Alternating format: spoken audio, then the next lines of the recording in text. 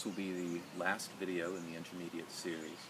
This time around, not so much dealing with a skill, I wanted to sort of recap a lot of what we've done up until this point before we move into the more advanced stuff. Okay, in the basics, we covered the downward wield, we covered the upward wield, we covered the upward obiani, we covered the downward obiani, we covered the clock face, and we covered the plum flower, and the reverse plum flower, and the reverse clock face. In the intermediate skill, we covered first off the reverse grip.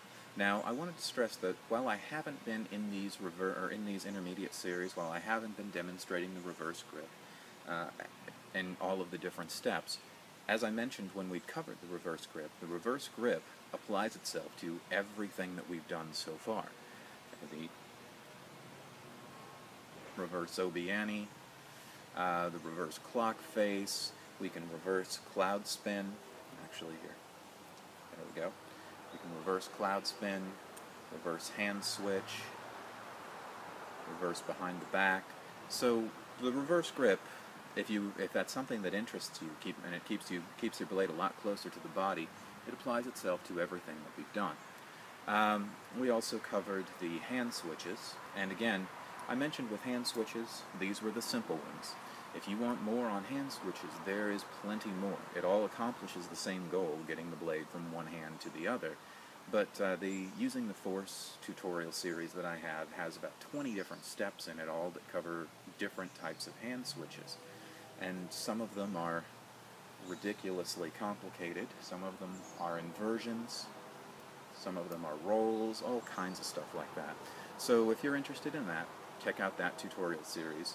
But for this one, just the basic hand switch was all you needed.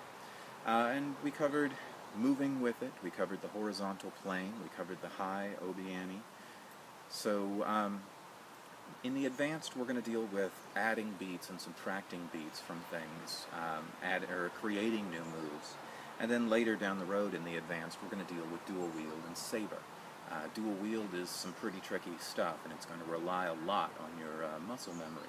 So practice the moves in this series with both hands.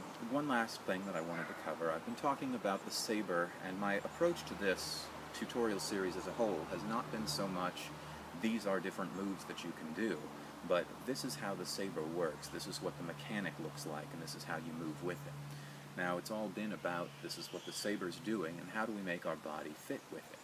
Okay, even the section on movement was how do I make my body fit with what the saber's doing.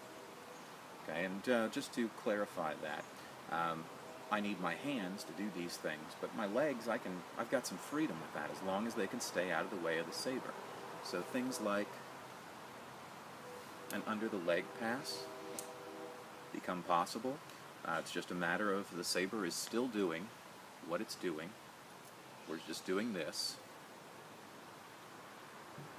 But I'm doing it under my legs. I'm isolating the blade to the front, like we covered in hand switches, because I can't get it behind me at that point, and I'm just popping my leg into the middle of it.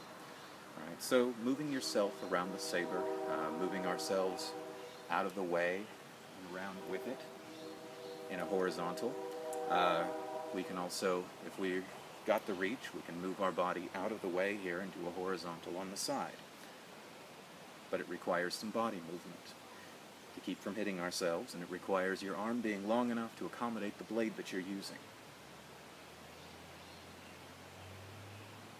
Alright, so horizontal work on the side by moving your body out of the way.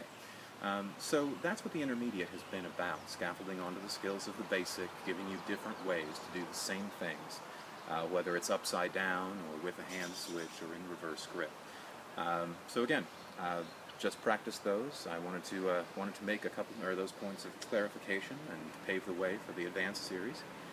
I will see you there. And until then, I'll see you on the forums.